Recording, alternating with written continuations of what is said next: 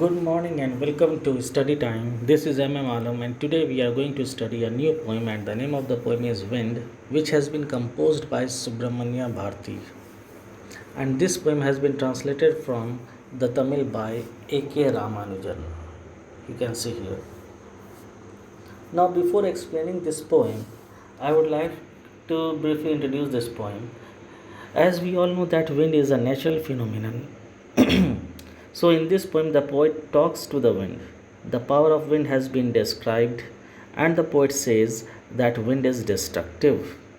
He has linked the destructive power of a wind to the adversities of life and says that the weak people break down, but stronger people emerge out of adversities. The poem gives an important message that we should be mentally tough and physically strong in order to survive the hardships of life. A weak person breaks down like a weak building and crumbles.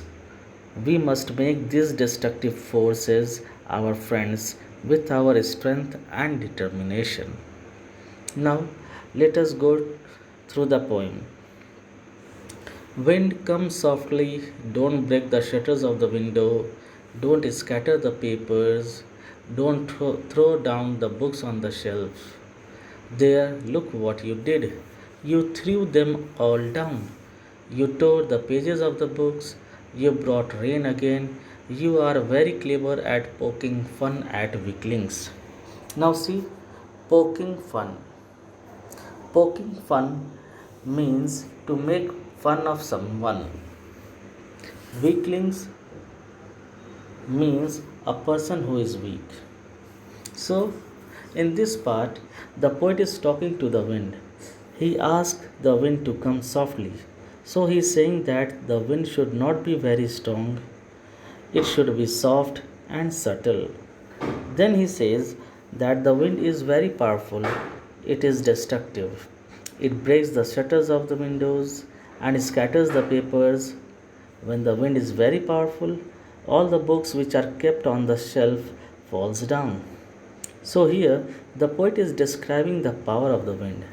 Then he says to the wind to look at the destruction that it had done.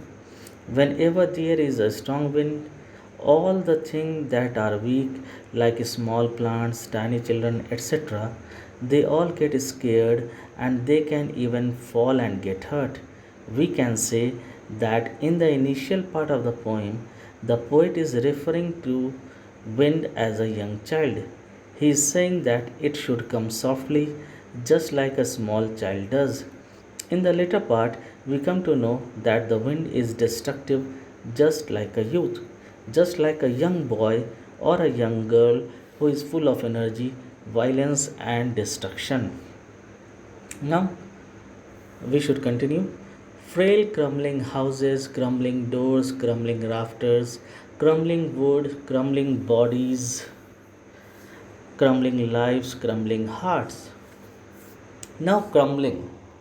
The word crumbling means falling or to cause something to break. Rafter. Rafter means sloping beam which support the roof of the building. So here the word crumbling is repeated so many times to lay stress that everything crumbles in the face of a strong wind. So the writer is saying that when wind is very powerful, it is very strong. It leads to breakage of everything. Houses which are weak falls, doors which are weak fall. The beams on which the roof of the buildings are supported, they also fall. All the wooden structure fall. All bodies of people fall, animal lives, hearts.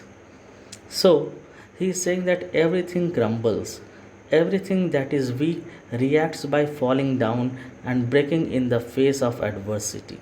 So, the poet is saying that whenever a weak person faces any adversity or challenge in life, he breaks down and falls. Now, further, the poet says, the wind god winnows and crushes them all. Now, winnows. This word is used in science, and winnows means to separate grain from husk by blowing on it.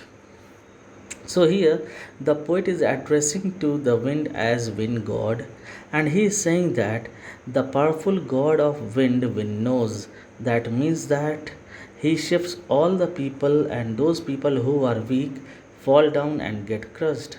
So here a comparison is made between wheat and people. Just like we winnow the wheat to separate the grain from the chaff, the wind god separates the stronger people from the weak people. When there is a strong wind, all the things that are weak fall and get crushed. Further, the poet says, he won't do what you tell him. So come, let's build strong homes. Let's join the doors firmly. Practice to make the body firm. Make the heart steadfast. Do this, and the wind will be friend with us. Now, steadfast. Steadfast means firm, and firm means sakt. Here, the poet wants us to make friends with the wind. Here, by wind, the poet means the adversities in our lives. He says that the problem will not listen to us, they will come. So, we should be prepared. In preparation, we should build strong homes and close the doors of our houses firmly so that the wind cannot get into. And then he says that we should also make our bodies strong and hearts firm to face these challenges. And then, once we are strong enough, all the challenges will be like friends. We will not feel that they are troublesome. Now, in the last part, the poet says, the wind blows out weak fires. He makes strong fires roar and flourish. His friendship is good. We praise him every day. Now, flourish. Flourish means grow, means barna. Here, in the last part, the poet has kept the wind on a pedestal. He is comparing the wind to God. He says that wind is God and we praise wind every day. He adds that everything that is weak gets finished off in the face of the strong wind, and all the things that are strong flourish and grow to become stronger.